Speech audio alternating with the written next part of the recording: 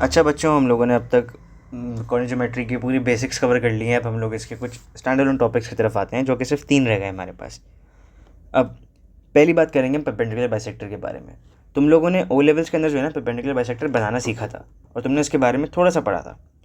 ज़रा उसको एक थोड़ा जल्दी से रिकैप करते हैं कि परपेंडिकुलर बाइसेक्टर होता क्या है। असल में जो है ना, फर्स्ट करो कि तुम्हारे पास ये एक लाइन मौजूद है। अब ये लाइन तुम्हारे पास यहाँ से शुरू हो रही है और यहाँ पे ख़त्म हो रही है। तुम चाहते हो कि तुम इस लाइन को तोड़ दो, 2 हिस्सों में तोड़ दो, और ऐसे तोड़ो कि तुम जो लाइन बना के तोड़ोगे ना, वो इसको 90 डिग्री पे तोड़ रही हो। तो भैया अगर ऐसा केस है ना कि तुम एक ऐसी लाइन ड्रॉ करो इसके थ्रू जो इस शेप को, इस लाइन को, शेप को नहीं, इस लाइन को बिल्कुल 2 परफेक्ट हाफ में तोड़ दे, और 2 परफेक्ट हाफ भी ऐसे तोड़े कि 90 डिग्री का एंगल बना रहा हो, तो हम फिर इसको एक परपेंडिकुलर बाइसेक्टर कहेंगे। ये बात क्लियर है? अब समझने में तो ये आसान था। इवन जब तुम लोग ओ लेवल्स में बना रहे थे तब भी आसान था कि तुम्हें पता है कि तुमने कंपास उठाया अपना, उसको यहाँ पे रखा, आधे से ज़्यादा ओपन किया, एक आर्क यहाँ पे, एक आर्क यहाँ पे इस साइड पे रखा, फिर से वही हाफ से ज़्यादा ओपन किया, एक आर्क यहाँ पे, एक आर्क यहाँ पे, और फिर इन दोनों को ज्वाइन कर दिया। वो तो करते थे, लेकिन एक्चुअल इक्वेशन वाइज ज़रा देखो कि वो उसको कैसे सॉल्व करेंगे।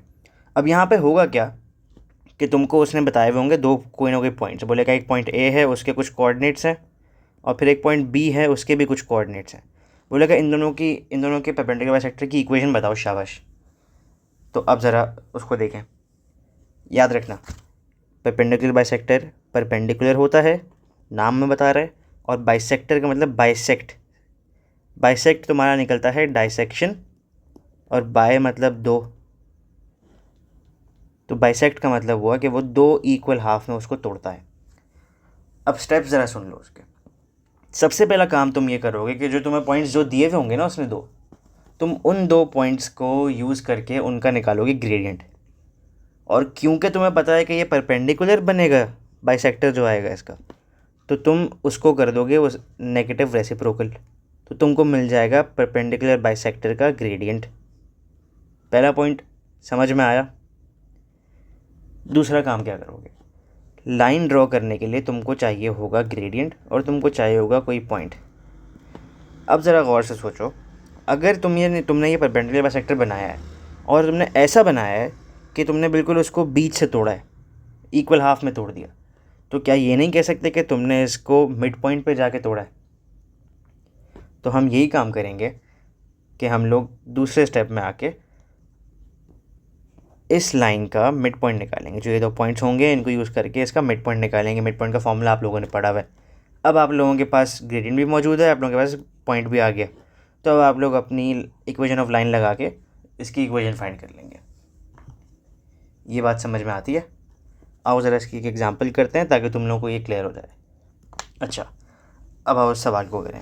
तो मैं इसने बताया है कि बोला है कि यार कि find the equation of the perpendicular bisector of E F. याद रखना, ये वही 4 मार्क का सवाल आएगा पूरा, मुफ्त के 4 मार्क्स हैं। 75 का पेपर है, 4 मार्क यहाँ पक्के कर लो, 75 पर कहीं हाथ पाँव मार के निकाल लोगे आराम से यार, इतना मुश्किल नहीं है। अब देखो, इस सवाल में मैंने जानबूझ के अजीबोगरीब किया ताकि तुम लोगों को पॉइंट भी निकालना पड़े। अब तुमने जो पॉइंट्स निकालोगे ना इससे, वो तुम लोग निकालोगे, ई का पॉइंट आएगा तुम्हारे पास -2,11, और एफ़ का पॉइंट आएगा तुम्हारे पास 8,1। चाहो तो ये सवाल साथ साथ सॉल्व करो, बल्कि नहीं, इंसान के बच्चे बनो, साथ साथ सॉल्व करो। ये वीडियो बिंज वॉच करने के लिए नहीं दी गई है। अब पहला स्टेप क्या था हमारा? पहला स्टेप था हमारा कि हमें ग्रेडियंट फाइंड करना है इस लाइन का। आओ, ग्रेडियंट का फॉर्मूला आप लोगों को पता है, ग्रेडियंट ऑफ ई एफ़ निकाल रहे हैं हम लोग। तो ये आ जाएगा मेरे पास y2 minus y1 divided by x2 minus x1। तो ये बनेगा मेरे पास 10/10, -10 आएगा, तो ये मेरे पास ग्रेडियंट ऑफ ई एफ आ गया -1। इसी स्टेप का सेकंड पार्ट है हमें कि हम लोगों को परपेंडिकुलर बाइसेक्टर का ग्रेडियंट निकालना है। जो कि परपेंडिकुलर है तो हम लोग इसका नेगेटिव रेसिप्रोकल कर देंगे। तो the gradient of the perpendicular bisector will be equal to -1/-1, तो gradient of the perpendicular bisector हमें मिल जाएगा एज 1।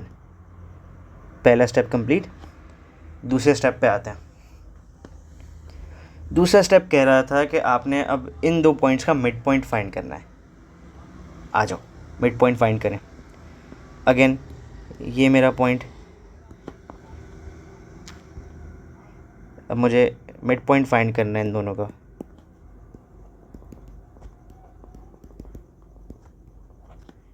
मिड पॉइंट फाइंड करने जाओगे तो तुम बोलोगे कि यार midpoint of E F will be equal to, दोनों के एक्स कोऑर्डिनेट्स को ऐड करो, डिवाइड बाय 2 करो, दोनों के वाई कोऑर्डिनेट्स को ऐड करो, डिवाइड बाय 2 करो।